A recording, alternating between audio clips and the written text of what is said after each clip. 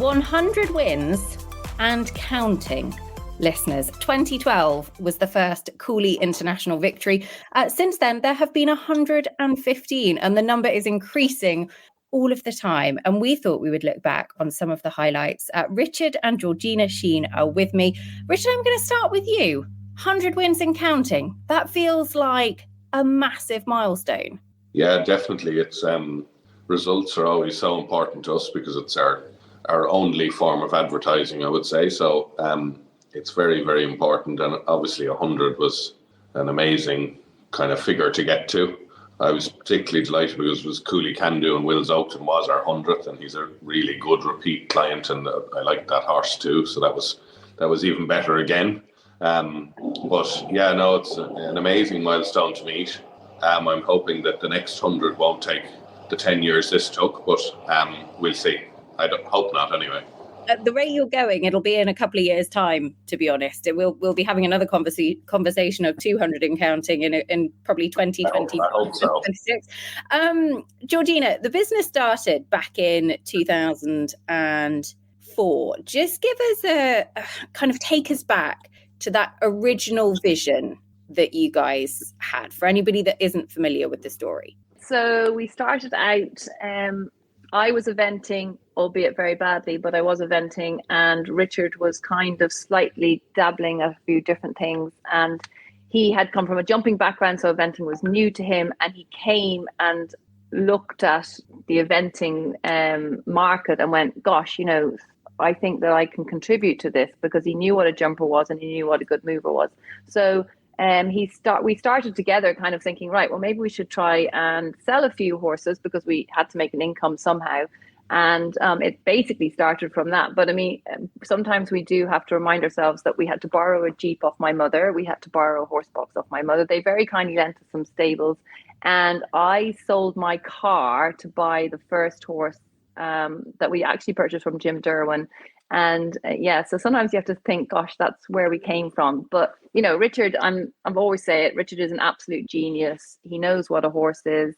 He's really good at matching horses with riders. He always wants the best for the horses. And that makes a big difference, that the horses go to the right riders. And that doesn't mean to say that the rider is a 5-star rider. He just wants the horse to progress correctly. And that's been key with us. And to keep, from day one, we said it's quality first. Do say it all the time, but I think people don't realize that we don't do this for financial gain. Yes, we need money. Yes, we need to pay our staff. Yes, we need to buy our children ponies, but actually we like to see the horses go. And I think that is the testament of the 100 wins plus, is that, we stuck to our guns there, and at times it was hard, but we stuck to it. And that's why we've got this far. Your story is a really, really incredible one, actually. And listeners, if you haven't heard it in more detail, we've done a couple of shows. One was a Red Mill special last year that was very, very popular, actually. I'll link it in this show so that you can go back and relive it, because that sort of selling the car, going all in, and the real kind of ethos behind Cooley is something that we shouldn't not give the credit to, because it is absolutely extraordinary. Richard, 2004, you first started. 2012 was your first international win. Take us through the business in that period, because 8 years for your first international winner, and then they started to come really thick and fast. Did you do anything differently, or was it very much playing the long game? Well, I suppose to begin with, we were only selling a few event horses, and we were selling hunters and riding horses and various different things. So at that point, we certainly weren't riding or selling to maybe riders that were capable of winning a class. But that came in time. And the other, I suppose, real difference was, at that point, we were selling nearly totally 3 and 4 year olds. So it took a bit of time for them to get to even an age where they were able to go and win something. So for that period of time, I suppose we really started to concentrate full time on event horses, probably in about 2008, 2009. And then 3 years later, HHS Cooley won. I bought him from Marion Hughes. I saw him at a show in Barnadown. I really liked the horse. We did a couple of events here with him. And then Liz came in a funny deal where I had to swap a horse, but that was neither here nor there. We traded one in on him, and she bought him, and anyway, the rest is history. Can you remember that first, the news coming through of that first international victory? Did it feel like a milestone at the time? Yeah, for sure. Definitely, because it's something, we would have won, obviously, a few national classes before that, which was great. But I can even remember seeing the first Cooley horse on a start list in the UK, to be honest, which was a milestone, let alone a win. But it was great. And I did always say from kind of when we started concentrating on the event horses full time that if we didn't have, within 4 or 5 years, if we didn't have horses winning at a high level, we weren't doing it right. We needed to do something else, because we were lucky enough. I felt we were lucky enough to have come across enough of the right horses, and also we had come across some of the best riders. So really, if you're giving the right horses to the best riders, they should be getting results. So it was reassuring as well when that result and a few of the ones in 2013, obviously 2014 came through, that we were kind of think, well, at least the horses we're selling are doing the job we hoped they would, and we continued from there. It's quite interesting when we look at the spread of the wins, that actually 2 riders kind of bookend the 115 as they are at the moment, in Liz Halliday, who kind of got the ball rolling back in 2012 with HHS Cooley, who was himself a remarkable horse. Unfortunately, we didn't get to see him go all the way on to the very, very sort of highest end of what could have been his career. But Liz started it. And actually, Kim Severson was the last international win you guys had back in November with Cooley Curragh He Diamond. And it feels like actually Kim, will come on to her a little bit later, but actually another rider that has been a massive part of your journey, and it feels like it's kind of all pulling together. I want to take you to 2013 because it was the first international win for a horse called Cooley Masterclass. It was over in Ireland, Ballindennisq 2-star with Oliver Townend. He then has gone on to give you your first 5-star victories. Did you always think he had all of the ingredients to be a 5-star horse? Yeah, so Cooley Masterclass is obviously a huge name and a big success story, but there's lots of the horses that won classes that I probably maybe didn't see coming, but Cooley Masterclass I always thought was a machine, and he turned out he was. Can you remember him, Georgina, when he came to the yard for the first time? Yes, I can remember him very well. Richard was really excited about him, and he's always excited about all his horses, but he was particularly excited about him and had a plan of where he was going to go to right from the start, which is always helpful because you takes out all the questioning, and he said, no, Ollie's going to have him and he's going to be a superstar. And he was right. What was it about that horse, Richard, that made you think this is one for Oliver? He always liked the Master Imp lines. So he's out of a Cavalier Master Imp mother, and he was a hardy, tough horse with all the talent. So not everybody maybe would have got it out of him. Oliver's an out-and-out horseman, so you would have needed to get it from him, but he was a fantastic mover. He was so blood in his mind, and a very, very good jumper. He actually had qualified for Dublin in the 5-year-old jumping class just the day before Oliver bought him, or 2 days. No, I think the day before. Stephen Smith from Barnadown rode him, and he qualified, and Oliver then bought him. So it was just a machine. He's an interesting horse as well because his career, he absolutely relished those big events, but he never struck me as one that had lots of flash, if that is fair to say. He very much did what he had to do. Yeah, well, it typically was Ramiro B, and that's very typical of them. They're workmen. They're not maybe the flashy horse, but they're out-and-out workmen, and he was very, very typical of the breed, and did his job very well. He had a bit of time off 2015, 2016, so he was fairly lightly campaigned during that period, but he came back and sort of made the step up to 5-star, which was a fair old genius piece of training, if I can say, actually, from Oliver. I remember it at the time. He'd done Buccalo long format, 3-star as it was then, 4-star as it is now in 2014. And his next long format was actually 4 years later. And he made a pretty bold call in taking him over to Kentucky. He must have been pretty confident with what he felt at home and everything that he knew about the horse to actually say, no, this is the path. Well, just like the horse, Oliver's a machine, so he's able to do it. And that's the difference between good riders and results. It's just a fact. Success only comes with good riders. That 5-star victory, we've talked about the importance of a first international win, but a first 5-star feels like a real moment. Take us back to actually getting the call, because I'm right in saying you weren't out in Kentucky that year. So how closely do you follow it? I remember it so well because we were renting at the time. We hadn't moved into what is now Cooley Farm. We were living in a small house and the kids were making noise, and Richard was trying to watch the stream, because obviously we wouldn't be there because Richard doesn't leave a 10-mile radius of Glenealy at bar to buy a horse. And we watched it, and I actually went upstairs. I couldn't watch it. I was just sick with nerves. And then I could hear the screaming, so I knew obviously he'd done it.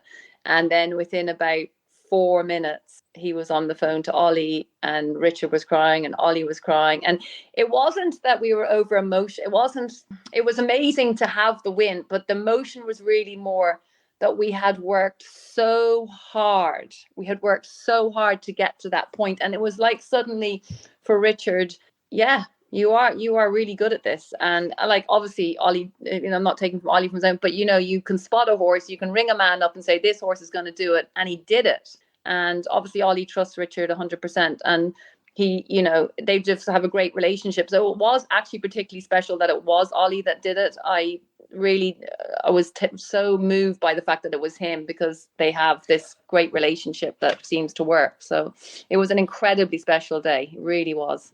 Richard, take us back to the moment he jumped the last. Oh, well, it was brilliant. It's hard to really put it into words, but like Georgie said, it's kind of the proof of the pudding's in the eating, and it really was.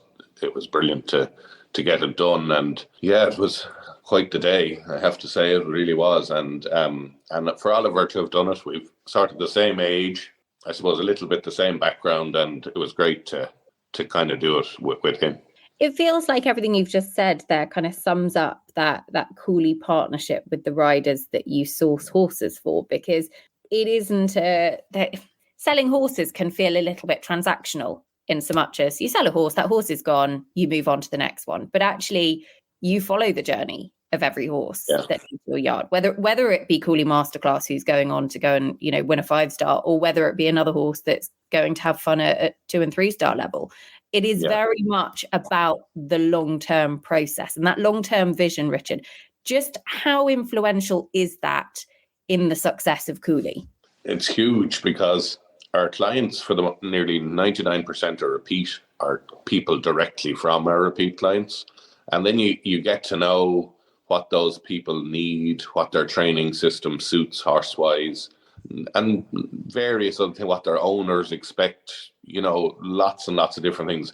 But that ultimately leaves you in a very good position to place the right horses in the right place. So it's a big thing. And also, I think there's a lot of businesses that, especially horse business, they're like, just sell the horse and sort of turn off the phone.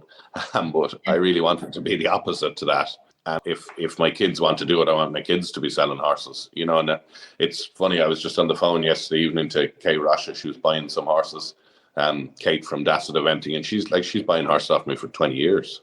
And it's a great testament to not just me and Georgie, the whole team we have, and the things. And it's not that you don't have humps in the road, of course you do, but you sort them out. So yeah, but it ultimately, it actually makes the business easier to do by knowing your clients, and as I say, knowing their training, what a horse is expected to do in that house, what the owners, how much pressure the owners will put on or not, as to how quickly the horse has to perform, all those sorts of things. And it just leaves everything a lot more, just a lot easier to handle, I suppose. It's essentially like a matchmaking service, in so much as you are trying to marry up the kind of the perfect combination, which the perfect horse for somebody might be absolutely not the perfect horse for somebody else, even if on 100%. Paper it feels like it should be. Yeah. The second Kentucky win, how did that feel? How did that compare? Because that's not just a one-off. You've gone and done it again. Well, the first one is always going to be the amazing one, I suppose, but the second one was very amazing too. It was unreal. But that horse, he loved that atmosphere. And the jumping, I think there is often, it's not that it's bigger, but just that big Kentucky ring and the very flashy fences and a sort of a spooky course for all the world. And that suited him well. He loved that. So he'd jump probably better there than he'd jump in, where maybe another horse would perform in a lesser atmosphere. He really operates in that type of atmosphere. So, it was amazing again, obviously. Another special moment, which actually came a few years before, was Blenheim 2016, when you won not only the long format 4-star with Cooley Cross Border and Kim Severson, but also Cooley Lands and Chris Burton won the very prolific 8 and 9-year-old class as well. Georgie, 2 big wins, one weekend, kind of the young up-and-coming superstar coming through, and then a slightly more established horse. That feels like another really big moment in those international victories. Yeah, it really was, because Kim flew Cooley Cross Border back earlier in the year because she competed here a tiny bit with him, but she had ultimately gone back to the States. So we prepared him for Blenheim. Katie O'Sullivan, who's working for the time, did the fitness work, and our farriers were involved and our staff, everyone was involved with him. And she literally flew in, and I can remember Richard just saying, yeah, the horse is ready to go. You just need to get up and ride him. And it was as simple as that. I remember actually I have a great relationship with Kim. I remember her saying, will I come in the week earlier? And I just said, no, you don't need to. It's all sorted. So her winning was really incredible. And we have always loved that horse. Richard was a big fan of his. He kind of came very early on when we were starting. We bought him and Cooley Earl around the same time. And they're just 2 horses, I suppose, maybe because Richard and I were so involved with them, because at that time it was just us on the yard. So we really knew them extremely well. So she went and won, and then Cooley Lands won as well. And we were actually in church, and the text came through to say that one of them had won. And then Richard said, well, if the next one wins, we'll go to the Indian. We'll take the kids to the Indian, which was their real treat. And all they kept saying was, like, are we going to the Indian? Are we going to the Indian? And then they won. And then they were shouting, we're going to the Indian. And I thought it was so funny. They just don't understand. They couldn't really, they couldn't understand what it was about, but that was what they got, the Indian. So subsequently, actually, if we've always had big wins, or we've taken them to the Indian. Do you know what? It's nice to have those kind of family traditions, though, and kind of be able to look back on them. Richard, having a horse in preparing for a big long format like that, you've obviously got so much experience as a horseman and producing horses, particularly for the kind of the age group classes, the younger horse levels, perhaps. But how much did you actually relish the challenge of kind of something a little bit different at that point? Well, I enjoyed it because, to put it bluntly, Cooley Cross Border the wheels had come off the cart a little bit with him early on in that season. He'd come over in Tattersalls and he hadn't had a good result, and he kind of gone a little bit skew ways. And Kim said to me, what do you think, Richard? Can we kind of fix him up? And I said, well, think so. We'll try. So he probably did maybe a little bit of a different format to get to Blenheim than most horses did, but it worked. He was, I think one thing with him, he found the fitness here easier. We're very lucky that we live under a mountain with lots of woods, and there's lots of wood tracks, so you can do a lot of fitness in walk and trot because they're going up and down hills and so on. So I think he got fitter than he was before. In America, it's hard to get them, or where Kim is in America, it's hard to get them because it's very flat. So we also managed to feed him a lot because luckily here we have very, very high quality feed, as we've mentioned earlier, the red mills and so on. So we were able to feed him a lot more and have him kind of buzzing with energy, but not fresh, if that makes sense. And then the cross country gone a little bit funny about the ditches. So I actually took him lunging over like hunting style ditches. So he jumped double banks and he jumped all sorts. And that kind of woke him up again. And the eventing ditches suddenly became very, very easy to jump after jumping all of those. It wasn't a process of just bringing him to big ditches and making him jump them. It was I spent days just letting him jump little tiny things that he got confident. And I mean tiny things, puddles. But once he got it into his head that he could do it again, then he was away. And then obviously Katie was riding him and did a brilliant job schooling him and so on, and we jumped him plenty. But again, we're very lucky where we are. We have Barnadown just down the road. We have good facilities ourselves, and it's, it makes all that possible. But he was always a horse I really liked. I bought him actually from Shirley Kiernan, who's has died since, but I bought quite a number of horses off her, and he was just, I always liked him. And it was funny, I had shown him to a few clients, and he had a little wart on his wither, and the English clients ran a mile. They said he'd die from it and this, that and the other, but anyway, I got Tim Brennan to cut it off one day. He still doesn't have a wart on his wither. So. It was funny, but anyway, it was all for luck, because Kim did a fantastic job with him, and he trusted Kim so much. He would do anything for her. So it was a brilliant result. You mentioned Katie there. She was a massive part of the Cooley team, and obviously being involved in Cooley Cross Border for that would have been an immense source of pride for her. But actually, I imagine some of your most special wins have probably come courtesy of Katie, because your kind of home wins, your horses in the yard at the moment, those international victories must be pretty special. Oh yeah, they were.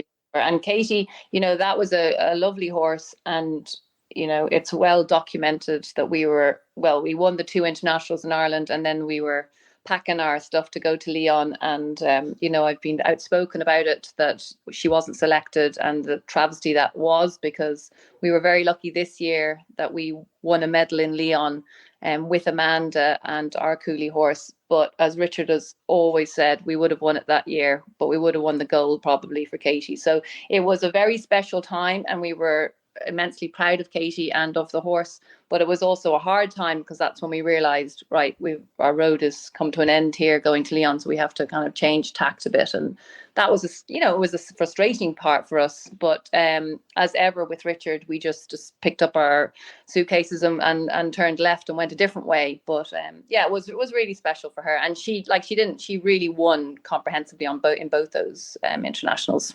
And that was a horse called AKD Cooley Lockdown. So we're going back to 2017 here. And she had other international wins as well.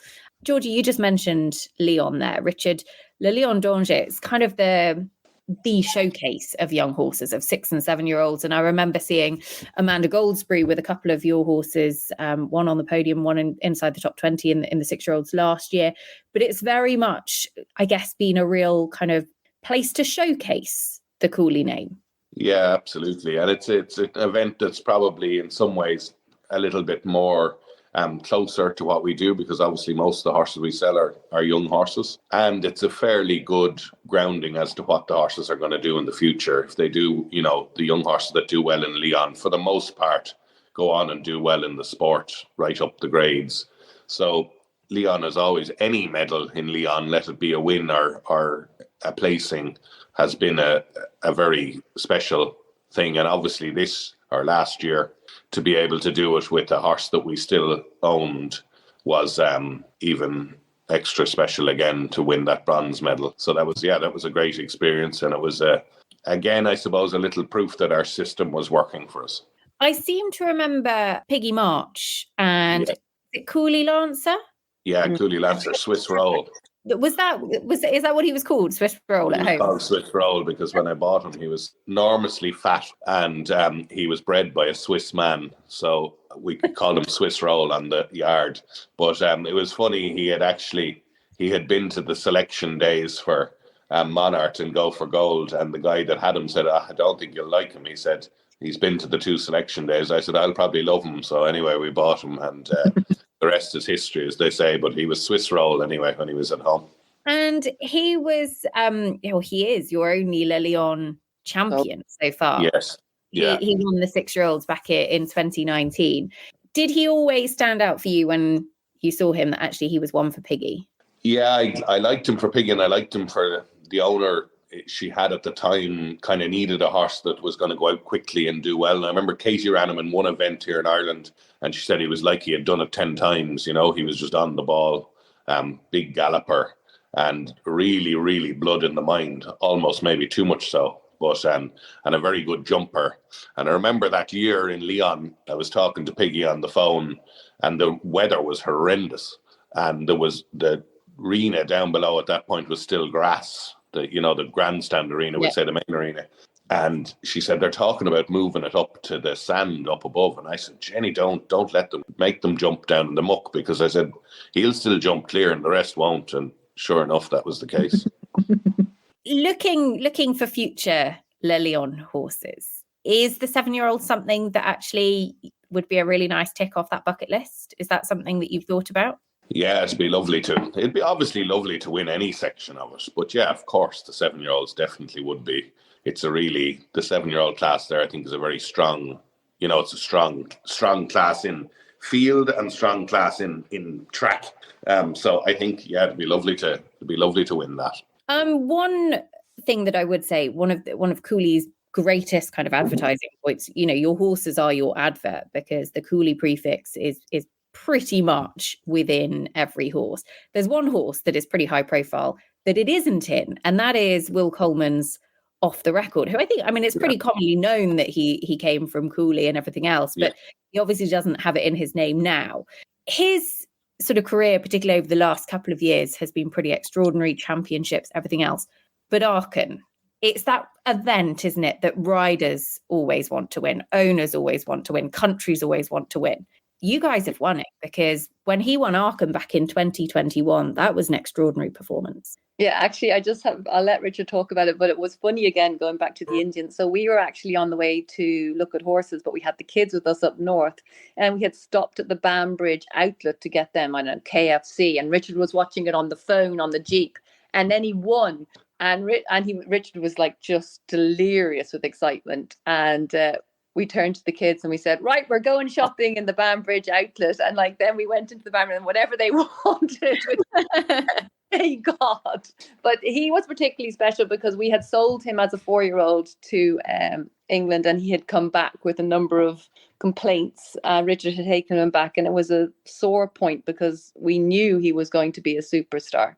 And so then Richard, well, you can speak on that, Richard, but it was exciting. Aachen obviously was an amazing result, because I came from the show jumping world, and obviously Aachen is probably like badminton in eventing, and I still follow jumping, and we still sell quite a number of jumpers. So it was, for me, it was, I suppose, a little bit extra special, because all my, we'll say, childhood and teenage year, I would have been hearing about if you could win Aachen. So it was, although it was eventing, it was amazing to do it.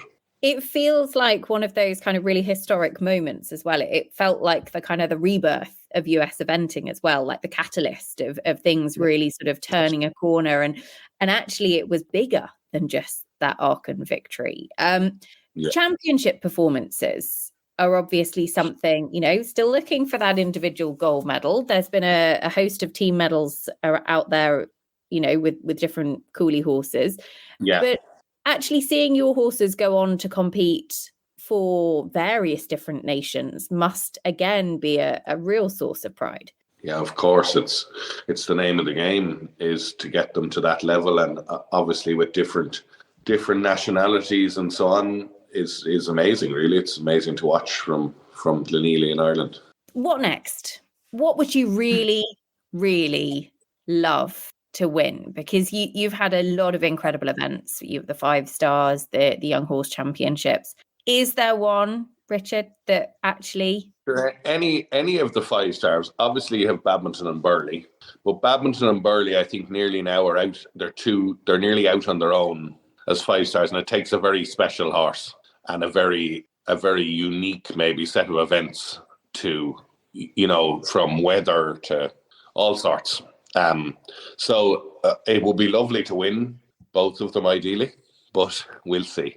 There's certainly horses out there, say from 8-year-old up, that I think would have the ability to do it on their right day or their right season, but time will tell. I also, as I said before, follow the jumping very closely, and obviously to win the Aachen Grand Prix would be an amazing feat. We have one horse called Cooley Jumped the Queue with Max Kuhnler, and he won the Grand Prix in Basel this time last year, and that was another amazing victory. Not one to do with eventing, but it was a huge victory for us to win a 5-star Grand Prix with a jumper as well. And we've a good few other jumping results at World Cup level and so on, but But that was an amazing one. So I suppose if I could have won the eventing and the jumping, I'd be happy then. Georgie, would he be happy, or would he be looking for that next 5-star winner? Sometimes I think that it's important to say that, like, Richard started by being told that this wasn't possible. This isn't possible. It's not possible. He was just, living in Glenealy. We're a small little village, this isn't possible. And then, we got together, and then we were told together, this isn't possible. I mean, I can tell you how, like, so many people. I remember somebody coming to me before I got married and saying, do you genuinely think you're going to make your money out of selling horses? And I was standing there, yes. And they said, well, you're not going to. We've been to banks where they've laughed at us. We've been it's been more people have told us that we can't do it than we can do it. And I think it's a testament to, obviously, us that we can do it, but it's also to tell other people, like, you can do things. You just have to work your socks off and surround yourself with good people and trust in your product. And if your product works, it will sell. If your product doesn't work, you're wasting your time. But Richard said there's good points in the road and there's bad points, and that's what's happened to us. And there's been plenty of things where it's gone wrong, but we've kept going because our product is good and we've believed in ourselves. And if someone tells you can't do it, as Richard, it drives me actually mad when she goes on. If someone tells you can't do it, you definitely can do it. So that is what we believe, and we're going to stick to that for the moment. The kids have obviously been a massive part of it along the way, and it's very much a family affair. How important is it for you as parents that actually you're showing them the way that it is possible? This is bigger. It's so important. We have a son now involved in carriage driving, a daughter in jumping and another one that's starting. And it's not about the horses, actually. It's about to say hard work pays off, and we probably live in a society where that's not being told enough. And actually, you never achieve anything without hard work. And there are times when it goes well and times when it don't, which I've just said, but it's to keep going at it. And, that's what Richard and I are very proud that our kids can see us working hard. Sometimes we work too hard, but that's a whole different story. But and it's important that they involved in the sport and that they can sit at the dinner table and ask Dad, why are you selling that horse to that person? And how, what are you selling that for? And, how much money are we making on this? And how come you're selling it at that price? And, that's how you bring the next generation. And Richard's very open about the fact that he'd love one of the kids to take over the business. And we would really encourage our children to be in horses. It's a great community. You learn a lot. And as you say, we're lucky we can do it as a family. And that for us is just the number one thing. I hate this thing when you go around the events. Oh, Jenny, I hope the kids don't do that. I always think, why it's such a terrible thing to say. Just because they were bad at it doesn't mean their kids are going to be bad at it. They should be encouraged. It drives me mental. I always look at it that actually I just want, so Toby would be 5, and I don't care what he is when he grows up. If he loves it and he wants to do it, I'm all for 100%. it, whatever that may be. He's probably going to be some sort of tractor, if I'm honest. I totally agree. And it's not that the kids have to do horses, but I think it's terrible to disencourage. If they want to do something, encourage them. Because if you do anything well, you can, first of all, most likely make a reasonably good living at it. And secondly, you never work a day in your life if you're doing something you love. And that's really important. Richard wakes up every morning and he loves his job. And it's really important that you can do that and say, whatever you do, I really enjoy it. It's amazing that so many of these kind of key moments have actually come as a family, because you would be, apart from going outside the 10-mile radius to go and buy a horse, Richard, you would very much be a home bird. And actually you follow pretty much all of these things remotely. Not pretty much all, every single one remotely. I do, but if I was swanning around those events looking at my horses and stuff, I wouldn't be doing my job. I have to be here. If I get a phone call, I need to be on the road, look at the horse. There wouldn't be the results if I was out going around these events and things, because the fact of the matter is, if you went to Kentucky, you're definitely going to go for 5 days. So you take 2 days preparing to go, and then you come back and there's a list as long as your arm to do. And you could have missed 3 horses in that duration. So that's just not a runner for me. Would you ever be tempted? I don't really think so, no. No, it's a disaster. Keep buying away. I'm terrified of somebody getting a horse that I should have got. That's my only fear. That's what would wake me up at night. And there's not lots of these really good horses. So you can't afford to be missing them, and the reality is there's 100 wins there with lots of different horses' names. But my goodness, there's some horses gone through here to produce those names, and lots of very good horses that are not on those lists, if that makes sense. There's lots of very good ones. So you can't afford to be missing. And I think that's where a lot of people might have the attitude, you can't do it and this, that and the other. But you can't do it if you did it that way. They're correct. But if you do it a different way, you can do it. What about the next 100? Because we're already at 115. I think you had 24 international wins in 2023, which was by far the biggest number of any season to date. So it feels like it's really gathering speed. Are there any superstars actually out there at the moment that you think our listeners should be looking out for over the next couple of years?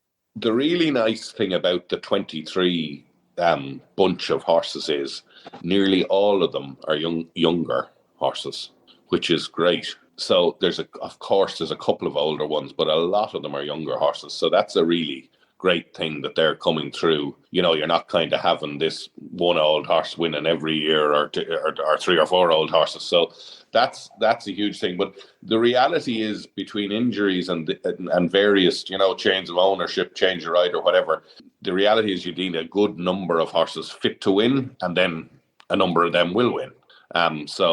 It's exciting, but I would love to think we could do another 100 in 5 years, half the time the last lot took us, but we'll see. I'm going to put it out there, listeners. I think it will be even less than 5 years. I think we could be having this conversation in a couple. I would just say, and it's not a conversation for this show, because I think actually it deserves a whole different conversation. But actually the 3 highest 10-year-olds in the world, the highest rated 10-year-olds in the world right now, are all Cooley horses. Cooley Nutcracker with Liz Halliday-Sharp, Cooley Snapchat with Selena Mills, who is absolutely a horse that I think we're all going to see a hell of a lot more of in 2024. And Oliver Townend's Cooley Roseland, who was on the podium in Maryland at the end of last year. They're all Irish bred, which is really exciting. Is that something that's really important to you, Irish bred? Well, I'm a breeder, Richard isn't, so... Do you buy her horses, Richard? I always say Georgie bred 3 children and a bunch of bad horses. No, we actually have had a couple of good horses. We had a horse in Leon that we had bred last year. Where did he end up, George? With Wills? I don't know. He did well though, but he's a really good horse. So anyway, that's we have had some very good ones. I sold another good one we bred to Tom Jackson last year. He's just a 6-year-old, or he'll be 7 now. So no, we've had a bit of success with the breeding. It's not. I don't mind where the horse comes from if he's good enough. We actually buy quite a number of horses in France now, but of course it's nice. We're Irish, so it's obviously lovely to have the 3 horses that are the top 9 or 10-year-olds as they are now in the world. That's been an amazing thing. That was a very proud moment, I have to say. I'm just going to put it out there, Georgie, the horse that Richard just referred to, Keep It Cooley, he was just outside the top 10 at Lilion last year. He's the Blair Castle 4-star winner from this year. He's a really, really nice horse. And I've just sold Will's, another one of my ones that I have bred. So hopefully it's not as bad as Richard describes it. But friendly rivalry. Is there one young horse that you can just give us a name? You gave us Cooley Lancer, actually, the first show we ever recorded with you guys. Actually, Cooley Lancer was the horse we recorded in the May, and he went on to win the 6-year-old title in Le Lion. That awesome. I should have done my research a bit better now before I came on this. For this one. On the spot. He can feel the pressure. I think the mare that won bronze in Lyon, she's sold now. We won't say to who yet, but I think you'll see a lot of her. That was a horse that was ridden by Amanda Goldsbury, Lee Gray. Yeah, Cooley on Ice. Cooley on Ice. Yeah. Okay. She's gone to a very good rider, and I think for his system and his aims, she's ideal. Okay, watch this space, listeners. Cooley on Ice. Let's look forward to the next 100. Richard, Georgie, thank you both so much. It is always a pleasure to sit and chat. And actually, I think looking back on some of those key moments, life always moves, doesn't it, at 110 miles an hour. And actually, it's good to kind of reflect and take stock and pick up on some of those very, very special ones. So may there be many, many more. And maybe one day the kids will be clocking up those international wins as well. As long as they're selling a few that are, we'll be fine. As long as they don't want to keep them all, Richard, that would be a problem. that won't happen. Watch this space. Richard, I should just say actually at this point, because a lot of very, very good riders, buy exceptional horses out of Cooley Farm. But there is something for everybody as well, isn't there? So this shouldn't, people listening to this shouldn't feel like actually they're not Oliver Town and they're not Liz Halliday. No, 100% not. We sell lots and lots of horses to the amateur market and to people that their dream is to do a 2-star, we'll say, or a 3-star or less for that matter. And I still get great enjoyment. We only had an email the other day from a lady that had bought a horse and she'd done a novice towards the end of last year, and for her that was like winning Kentucky. And it's lovely to see, especially that particular horse was just a real sweetheart of a horse and a real nice fella, and would have been absolutely useless to any of these fancy riders because he wouldn't have taken the pressure or anything else that goes with it. So it's still very, very nice to see those things coming through too. It goes back to that sort of old ethos, the right rider for the right horse, and ultimately that's what it's all about. Look, thank you both so much. Wishing you a very, very happy 2024. Let's hope it's a good one. Watch this space as to how many wins there'll be by the end of the year, but I reckon we'll be seeing more than the 24 wins we saw in 2023. So watch this space. Richard, Georgie, thank you, and looking forward to the next 100. Cheers. Thank you. Thanks. Bye-bye.